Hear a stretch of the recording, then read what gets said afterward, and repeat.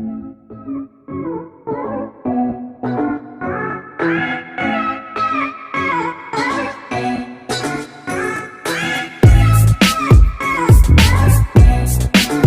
Guys, welcome back to class of planning. You with Rahul Sharma, your friend. And sir 20 number के answer को कैसे लिखेंगे? Yes, this is a big question that है long answer. How will going to write on the long answer? Sir हमारी university में 16 number का बड़ा question होता है, हमारी यूनिवर्सिटी में 20 का होता है, सर हमारी यूनिवर्सिटी में 15 और 12 नंबर का भी होता है। तो यार this is all about how to write down the long answer. आप लॉन्ग आंसर को कैसे लिखोगे, लिखने का तरीका क्या होगा? अब इस स्ट्रैटेजी को डिस्कस करना सीरियसली बहुत इंपॉर्टेंट है, क्योंकि क्वेश्चन बार बार स्टूडेंट पूछ रहे थे और मेरे को बार बार रिपीटली इसका जवाब देना पड़ता था कि यार ये करो, यार ये करो। फिर मैंने फाइनली सोचा कि आज एक वीडियो तैयार करते हैं, उस वीडियो में बताता हूँ भाई कितना लिखना है आंसर, क्या क्या लिखना है आंसर में, आंसर को लिखने का तरीका क्या होगा, what be the best way, और कौन कौन सी चीज़ें ऐड ऑन करोगे आप आंसर को लिखते हुए। तो ज़्यादा टाइम नहीं खराब करते, सीधा आते हैं पहले पॉइंट के ऊपर। First of all, you guys need to understand what the question asks you. मुझे नहीं पता सीरियसली क्वेश्चन ने मेरे से पूछा है, पहले मैं उसको जानूं। इससे पहले आप लोग लिखो कि हमें आंसर में क्या लिखना है, पहले ही जान लो आंसर में क्या नहीं लिखना। Honestly, this will definitely help you all out. Answer में क्या नहीं लिखना, समरी नहीं लिखनी होती आंसर्स में। तुम स्टूडेंट हो लिटरेचर के, तुम स्टूडेंट हो इकोनॉमिक्स के, तुम स्टूडेंट हो बिजनेस के, तुम स्टूडेंट हो मैनेजमेंट के, समरी कहीं भी नहीं लिखनी। Yes, you can not right on a summary in answers. Summary के नंबर नहीं मिलते गाइस। नंबर 2, जो आपने गलती नहीं करनी, अपने आंसर्स को लिखते हो ना, कटिंग नहीं करनी है। सर मैंने शुरू किया आंसर, पहले लिखते ही काटा मार दिया, इतना बड़ा काटा पहले पेज में, और उसके बाद फिर आंसर शुरू कर रहा हूँ। भैया पहले शुरू करने से पहले नेगेटिव इंप्रेशन क्रिएट कर दिया अपना आपने। एग्जामिनर के दिमाग में एक नेगेटिव इंप्रेशन क्रिएट हो गया कि भैया इस बंदे को कुछ नहीं आता, इसने सिर्फ काटे मारने। 2 चीजें clear. Third, don't use multi coloured pens. लाल भी, नीला भी, पीला भी, हरा भी, भैया सब कुछ यूज कर लो। सीरियसली सबसे बड़ा वेला तो बच्चा ही है जो पेपर देने आया है, या तो डिजाइन नहीं कर रहे हैं यहाँ पे। तो कई बच्चे सीरियसली अपने आप को समझते हैं सर हम ना बहुत हाईलाइट करेंगे, हम चीज़ों को अलग अलग दिखाएंगे, एग्जाम में खुश हो जाएगा। आप खुश नहीं होगा, नंबर काट लेगा। ये 3 चीज़ें याद रखना भैया, ये तो गलती से मत करना कि अलग अलग पेन यूज़ कर रहे हो। क्वालिटी आंसर लाएंगे सर, मज़ा दिखाएंगे, मज़ा नहीं मिलेगा, बाबा जी का ठुल्लू मिल जाएगा। सीरियसली ऐसा काम मत करना। Come up to the major point. Sir क्या लिखना है, कैसे लिखेंगे 20 नंबर के आंसर? 20 नंबर के आंसर में सबसे पहले आपको क्लियर करना है, जब भी आप लिटरेचर के आंसर लिखो, ऑनेस्टली लिटरेचर के लिखो, तो आपको पॉइंट ऑफ व्यू बताना है जो क्वेश्चन पूछा गया उससे रिलेटेड। बिगिनिंग हमेशा वहां से होगी जो आपसे पूछा गया। I repeat, you need to start from the point of view where they have been asked, मतलब जो आपसे पूछा गया वहां से शुरू करो answer. This all about literature. अभी आऊंगा management students, economic students and all others, उन पे भी आऊंगा, 1 बाय 1 आऊंगा। बिगिनिंग बताऊंगा वाले सब, फिर धीरे धीरे आगे आएंगे। पहले समझो जो पूछा गया उसके बारे में बताओ, फिर ऐड करो राइटर के बारे में, राइटर का point of view. Yes, you need to add that. Come to the economics और मैनेजमेंट, सेम जहां से शुरू किया पहले वहां बताओ, फिर डेफिनेशन दो अलग अलग फिलोसफर्स की, अलग अलग एजुकेटनिस्ट की, अलग अलग मैनेजमेंट। सर बड़े बड़े महारथी बैठे जिनके नाम आपको याद होंगे, आप उनके नाम लेके वहां पर लिखोगे, डिफाइन करो, उनकी डेफिनेशन दो रिलेटेड, उसका बैकग्राउंड बताओ, what the basic behind it. ये जरूरी है। आंसर के अंदर सबसे इंपॉर्टेंट चीज होती है जिसको आपको रूल करना है। Come to the next point. Sir 2 हो गए। पहले हमने क्या किया, हमने पहले क्वेश्चन जो पूछा गया था वहां से शुरू किया, हमने पूरा आंसर नहीं बताया, क्योंकि अगर मैं वहीं पे पूरा बता दूंगा तो टीचर आगे पढ़ेगा ही। आपको सिर्फ ग्लिम्स देने हैं, पहले ग्लिम्स दो। Yes, you start with the glimpse. आपने बेसिक इंट्रोडक्शन दिया, उसके पॉइंट को रेलिवेंट किया, then you introduce you writer with the point to the different philosophers, उनकी डेफिनेशन दी, then you jump up to the major text. Definitely major text मतलब जो आप बताना चाह रहे हो। लिटरेचर स्टूडेंट्स, अगेन दोबारा प्लीज रिमेंबर द कोट्स। अगर आप कोट्स को ऐड करते हो, सीरियसली किसी की स्टेटमेंट, किसी की राइटिंग के व्यू पॉइंट्स, किसी का आइडियोलॉजी, अगर आप उस कोट की फॉर्म में ऐड ऑन कर देते हो, yes, if you can add that in form of quotes, it will work for you. Yes, it will work for you. आपने कहा सर ये हमारे लिए काम करता है, बिल्कुल पॉजिटिव काम करता है और आप बड़े आराम से चीज़ों को क्लियर करते हो, आपको हेल्पफुल भी होता है।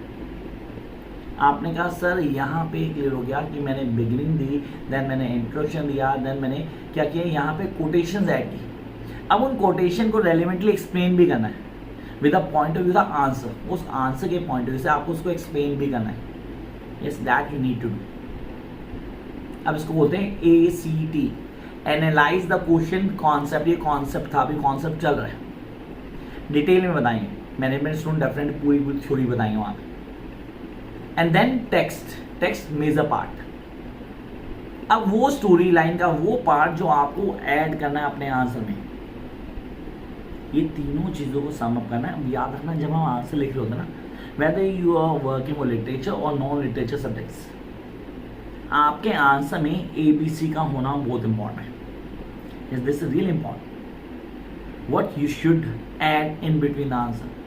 You need to write your answer according to ABC.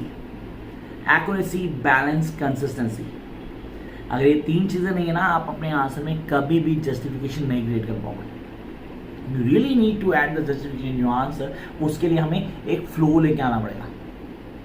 Yes, I need to create a flow. वो फ्लो हमारे लिए काम करता है। दिस वर्क वर्स कि हम सर उसको बहुत ही अच्छे से आइडलाइज कर रहे हैं, चीज़ों को बता रहे हैं, वो चीज़ों पर आराम से क्लियर भी कर देंगे। That is a flow that I really want you guys to do. आपने कहा एक्यूरेसी, बैलेंस एंड कंसिस्टेंसी, तीनों को लेके आऊँगा, आंसर को पूरा फ्लो में लेके आऊँगा, and then I can write on the best answer. ये है स्ट्रैटेजी किसी भी एक अच्छे आंसर लिखने की। लेकिन सर हमारा क्वेश्चन यहाँ ख़त्म नहीं हुआ। कई सारे स्टूडेंट्स की इंक्वायरीज है कि सर आंसर की लेंथ कितनी होनी चाहिए, कितने पेजेस में आंसर लिखेंगे। लॉन्ग आंसर नॉर्मली 4 से 5 पेज लेता है, 4 to 5 पेजेस। इट्स नॉट कि पूरा पेज, एक पेज के दोनों साइड में 10 पेजेस नहीं गए मैंने one side means 1 page, 4 to 5 sides, मतलब 2.5 पूरा कंप्लीट पेपर हो गया आपका, 2.5 से 3 मैक्सिमम 4 to 5 पेजेस आपको डील आउट करने हैं अपने आंसर्स में। क्या गलतियां नहीं करनी, ये मैंने पहले बोली थी। समरी से आंसर नहीं लिखने, you can not right on answer with summary, summary में आंसर नहीं होते। Number 2, don't use different colours in between answer. अलग अलग कलर्स के पेन्स को यूज़ करो, वो आपके लिए अलाउ नहीं है गाइस। कई बच्चे समझते नहीं है, हाईलाइटर यूज़ करते हैं, पेपर के अंदर हाईलाइट करते हैं, बैक साइड पे इंप्रेशन बड़ा गंदा आता है, टीचर एग्जाम नहीं पड़ेगा, आपको काट देगा। आपको सिंपल एक पेन को यूज़ करना, अगर ज़रूरत है तो आप अंडरलाइन करने के लिए ब्लैक पेन यूज़ करते हो, that's all. Blue pen is for the students. You need to write on this in flow. Then make sure कि आप एक सीरीज को फॉलो करते हैं। आपने कहा सर मैं आंसर को बिल्कुल सीरीज में दे रहा हूँ, हर क्वेश्चन में 1-2 बातें पूछी जाती हैं, लॉन्ग क्वेश्चन नॉर्मली पूछी जाती हैं, आपको स्टेप बाय स्टेप ही चलना है। जब तक पहली बात कंप्लीट नहीं, दूसरे को जंप नहीं करना। ऐसा नहीं कि पहला इंट्रोडक्शन दिया फिर दूसरे को जंप करके फिर पहले पे आ गए फिर दूसरे पे आ गए। Are you trying to confuse the teacher? No, you can not. You need to write on a perfect sense that can deliver the maximum. Yes, अगर वो डिलीवर मैक्सिमम करेगा तो आपको रिजल्ट भी अच्छा देगा। वही बेसिक रिक्वायरमेंट है जो आप फॉलोअप करोगे तो बड़े आराम से क्लियर भी करोगे। This is the normal strategy, या this is the normal strategy जो हम सबको फॉलो करेंगे। हम आंसर कैसे लिखते हैं, आंसर लिखने का तरीका क्या है, वो एक सबसे अच्छा एग्जाम्पल देता हूँ आप लोगों को, जो लोग बच्चे मैक्सिमम नंबर लेके आना चाहते हैं। Please read the standard answers. एक सिंपल सा पॉइंट ऑफ व्यू देता हूँ आप लोगों को। कोई स्टैंडर्ड आंसर्स, किसी एग्जामिनर से नोट्स लो, उसके नोट्स होंगे आपके पास, उसके स्टैंडर्ड आंसर को रीड करो, 1-2 बार रीड करो, फिर अपने आंसर को क्रिएट करो। एग्जाम से पहले, एग्जाम के टाइम पे नहीं प्लीज गाइस। जैसे आपके एग्जाम अगले महीने है तो आज से शुरू करो, स्टैंडर्ड आंसर दो। नॉर्मली कई सारे स्टूडेंट मेरे नोट्स देते हैं, उसने क्वेश्चन आंसर दिए एक्सपेक्टेड, आप आंसर रीड करो, फिर उस आंसर को रीड करने के बाद अपने आप आंसर लिखो, write a new answer. Please don't try to copy the answer, follow ABC, follow ACT, but write on your own answer. Don't restrict yourself in a bookish language. मतलब कई लोग क्या होता है, गाइड बुक खरीद लेते हैं, अलग यूनिवर्सिटीज के अलग अलग गाइड बुक्स है। अरे भैया वो उनके आंसर लिख के आओ तो कभी नंबर नहीं मिलने वाले। ऑनेस्टली कभी नंबर नहीं मिला उनके आंसर क्या होगा। गाइड बुक्स के आंसर टीचर्स बिल्कुल पसंद नहीं करते। आप आइडियोलॉजी लो वहां से और अपने आंसर्स लिखो, आज से शुरू कर दो लिखना। प्रेजेंटेशन कोटेशंस ऐड करो, जहां लगता है आपको कि डायग्राम बनाना है डायग्राम बनाओ, जहां लगता है आपको फ्लो चार्ट बनाना है make a flow chart. Presentation is the key, some time it works for you. Long answer में तो डेफिनेटली बहुत इंपॉर्टेंट भी है, कुछ चीज़ें आइडलाइज करते हैं। सर मैं पूरा बोर्ड बनाता हूँ जहाँ मैं अलग अलग पार्ट्स को बांटता हूँ, फंक्शनल की बात करता हूँ, फंक्शनल को क्लियर करना है, लैंग्वेज के फंक्शन की बात करता हूँ, मैं डिफाइन करता हूँ। ये सब आपको करना है। जितनी अच्छी प्रेजेंटेशन होगी उतना अच्छा रिजल्ट आएगा। So you are not good in handwriting, long answer में क्या होगा कोई फर्क नहीं पड़ता। हैंड राइटिंग से मैटर नहीं करता, आपका आंसर अच्छा होना चाहिए। Need to write down quality answer. When you write in quality answer, definitely you get maximum marks. This what is required. Wish ये class आपके लिए helpful हो, and catch you soon with a new video. Bye guys.